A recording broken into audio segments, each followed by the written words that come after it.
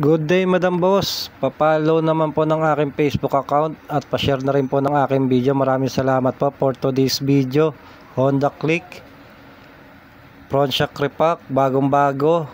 Paalala po sa mga bibili po ng replacement na shock, ay siguraduhin nyo pong iparepack nyo po agad dahil hindi po maayos ang kanyang suspension. Karamihan po, para hindi na po masira ang oil seal, paripak nyo na po ng maaga para hindi po madoble ang gastos nyo.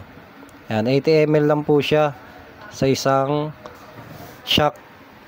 Ayan, tapos kalahatiin nyo ng paglalagay, tapos ipump nyo para mawala yung hangin.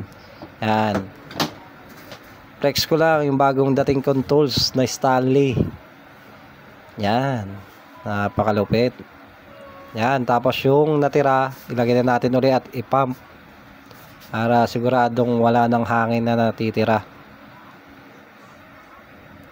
Kung papansin nyo, 80 ml at may sobra ng konti, so hindi naman natin maubos sa lagayan yung oil nya kapag nagsasarin tayo, kaya nag-adjust tayo ng konti para kahit pa paano 80 ml pa rin ang nailagay natin sa loob. Yan, natapos na at pinapump na natin.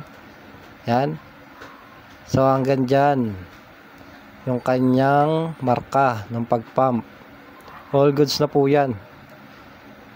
Ayan, tetestingin natin kung lalagotok ba. Yan, ang ganda ng play niyan, walang lagotok yan mga Madam Boss. Yan, so tapos na ang ating for today's video. Maraming salamat po sa panonood at suporta. God bless po and ride safe.